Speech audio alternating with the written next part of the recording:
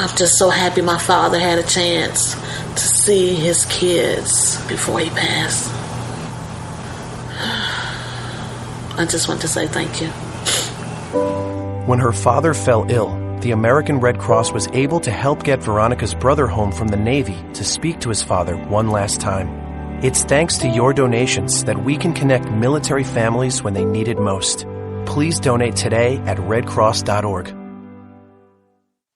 If you want to work until you keel over, have less of everything in retirement, or give back more of your hard-earned money to the stock market again, then just ignore me. But if you'd like to protect the money you save, receive a steady, predictable retirement income, and enjoy financial security for as long as you live, then listen to this. You can download a free report that reveals the wealth-building secrets Wall Street and the banks don't want you to know. You'll learn how you can get guaranteed growth, safety, and real prosperity without risking your money in the Wall Street casino, and how to get the money you need when you need it, simply by asking for it. This is the best way to have a 100% secure retirement, and know your money will last as long as you do. To learn more about this method, and to get your free report, go to 52security.com. That's the number 52security.com. 52security.com. Go to 52security.com. Hurt or injured in a car accident? It can be hard to take the proper legal action after a car accident, but waiting can cost you more. The law requires car accident victims to assert claims promptly. You could lose out by simply waiting. Call 800-709-4667 right now to see what your claim could be worth when handled by a skilled attorney. With a lawyer fighting and speaking up for you, you could be entitled to a big cash award. Call 800-709-4667. That's 800-709-4667. Now it's fast and easy to connect with the legal help you need after your car accident. Call 800-709-4667. The call is free, but you need to act now before time runs out on your claim. You need a lawyer to fight for you, protect you, and get you the compensation you need and deserve. Time's wasting. Call 800-709-4667. That's 800-709-4667. Call now. I considered suicide so I wouldn't put my family through all the pain. Many of our warriors are returning home from the battlefield, only to face a new war as they struggle with devastating injuries. At Wounded Warrior Project, we understand. We're there to help. Even though you think you're broken, you're not. It's the physical and the emotional healing that Wounded Warrior Project provides. With a gift of just $19 a month, you can join Wounded Warrior Project. You'll help provide critically needed programs and services that rebuild lives. Beautiful. There you go, buddy. The ongoing needs of our wounded and their families will continue for many years to come. Now is the time to show your support. Call now or go online with your gift of just $19 a month, and we'll send you this Wounded Warrior Project blanket. It made me feel that there's people out there that care about us. After this event, we can finally maybe start to heal as a family and move forward. We need your help. The families are hurting. For many of our wounded heroes, the greatest casualty is being forgotten. That's why your gift of just $19 a month is so important. Please call or go online right now. The following letters were written by our troops. My dear fellow Americans, I truly appreciate your support. I was starting to wonder if people had forgotten about us over here. But then one of my buddies showed me this website, and now as tears are streaming down my face, I can see for sure that you haven't. Private Emily B., U.S. Army. It's so heartwarming to see the American people not letting the men and women of the armed forces be forgotten. Your letters make a group of grown men, battle-hardened and gruff, act like a bunch of kids around a Christmas tree. Thanks. Staff Sergeant Matthew H., U.S. Army. Your support may be the most important thing our troops can carry with them. But don't take our word for it. Take theirs. To show your support, visit americasupportsyou.mil. Brought to you by the U.S. Department of Defense and the Ad Council. Millions of Americans every day are shedding unwanted pounds by taking tested and proven Ultra Lipo Stick. Carbohydrates are bad. Our carbo-fighting antioxidant is good. Just listen to these satisfied customers. My name is Gail, and I lost like 20 pounds on Ultra Lipo Stick. My name is Jared, and I lost 46 pounds using Ultra Lipo Stick. My name is Zach, and I actually gained weight. This stuff sucks! Ultra Lipo Stick is safe and easy to inject. Just 3 doses 4 times a day, discreetly underneath your fingernail. Listen to this. I used Ultra Lipo Stick and suffered from side effects like uncontrollable greasy discharge.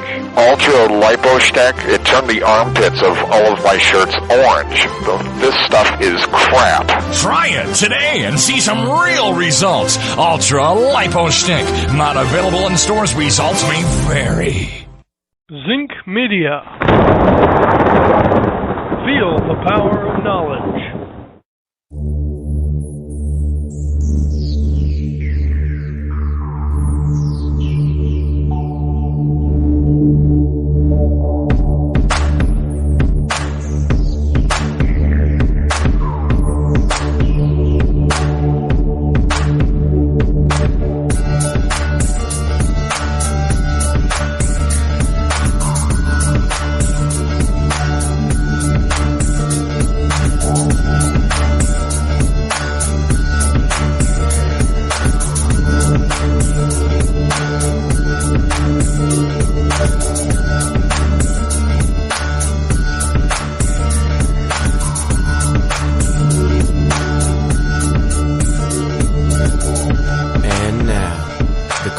Most politically incorrect black man on the planet, Rod Eccles.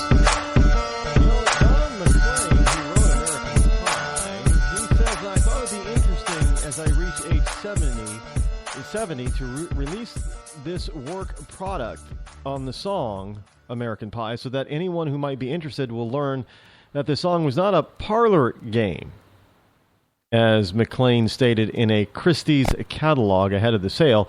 It was an indescribable photograph of America that I tried to capture in words and music. So he just wanted to tell the rest of the world that this wasn't a parlor game. This was, whatever it was. It wasn't. It was meant to be what it was meant to be. And then he just wants everybody to know, at the cost of $1.2 million, of course. Now, that photograph was a little bit blurry at more than 800 words. The meaning of American Pie proved elusive, even for a generation used to parsing Bob Dylan and Beatles lyrics. Now, McClain said the song was inspired by the 59 plane crash, but has been very cagey about other details. People ask me if I left the lyrics open to ambiguity. Of course I did, he says. I wanted to make a whole series of complex statements. The lyrics had to do with the state of society at the time. So it wasn't about the plane crash, but it was. But what state was that is the question. And so it seemed like the song's cast of characters, which include a jester, a king, a queen, a good old boys drinking whiskey and rye, as well as Miss American Pie herself, are meant to represent real people. The songs include references to Karl Marx, Vladimir Lenin, or more likely John Lennon, the Fab Four, the Byrds, James Dean, Charles Manson, the Rolling Stones, the Widowed Bride, Jackie Kennedy, and the Vietnam War. Really, all of that in one song.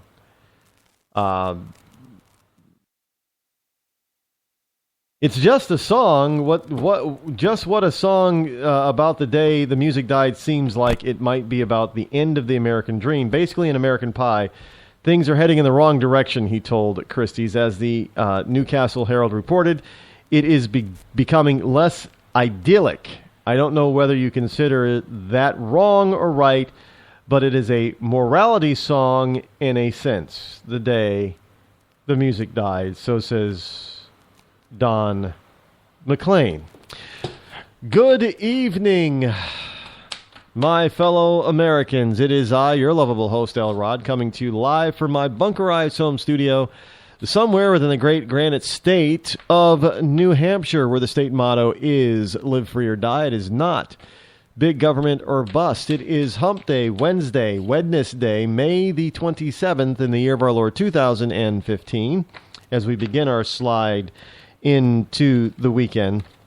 The number that you can call me this evening, toll free 603-835-3224. That's the number every night. We are live here. I hope that doesn't ruin people's visions of the classic song American Pie. And it's in like a eight and a half minute diatribe of the state of the country and the world at that particular point in time, I guess. Yeah. The day the music died, it has nothing to do with, very little to do with, not only to do with the death of Richie Valens and the Big Bopper and Richie Valens, I already said him, and Buddy Holly. And it's about, Buddy, they died because Buddy Holly wanted to do laundry. Just that's what we're told in this piece, just so you know. So, they took off in bad weather because a pilot wasn't cleared or qualified to take off in bad weather and because Buddy Holly wanted to do laundry, and the plane went down and everybody died. So there you go. End of, and that's the day the music died. Evidently, that music didn't die because, the Richie Valens stuff came back. Sad that he was only 17 years old, really, but... There you have it. Bernie Sanders, as I mentioned in the last segment. Bernie Sanders, this is a Newsmax story, newsmax.com. Bernie Sanders, a 90% tax isn't too high. So I wonder if Don McLean, would believe that 90% of 1.2 million would be too high. Don't know, but you got to wonder. Well, what if that's that Bernie Sanders has his way? Yes. Now, Vermont Senator Bernie Sanders, a Democratic candidate for president, communist basically, thinks a 90% tax rate on the wealthiest Americans might not be too high. Now, Sanders made the remark during an interview with CNBC. Now, when talking about President Dwight Eisenhower's administration, Sanders said, I think the highest marginal tax rate was something like 90%. Now, CNBC's John Harwood then said it was 90%. Now, when you think about 90%, you don't think that's obviously too high. Now, Sanders replied, no, what I think we've seen, and what frightens me again, when you have the top 1/10 of 1% owning almost as much wealth as the bottom 90%, does anybody think that this kind of economy this country should have, that this is the kind of economy this country should have? Do we think it's moral? Oh, so let me reverse the question. Mr. Sanders, do you think it's moral to steal citizens' money because you think they have too much? Is that moral? Now, understand the marginal tax rate is not really a full 90%. It is 90% or above a certain amount. So whatever they declare to be, rich. So if you, let's say they declare that anything over $100,000 gets taxed at 90%. So if you earn $200,000 a year, your first $100,000 gets taxed at one rate. That second $100,000 gets taxed at 90%. So how much do you bring home? You bring home 10% of that 100,000. So instead of making $200,000 without being taxed on the other part, you're bringing home $10,000 out of that 100,000. That's it. That's what Mr. Sanders is talking about. Now, you don't get to keep the first $100,000 either, because you got to pay taxes on that, although at a much lower rate. So why would people do that?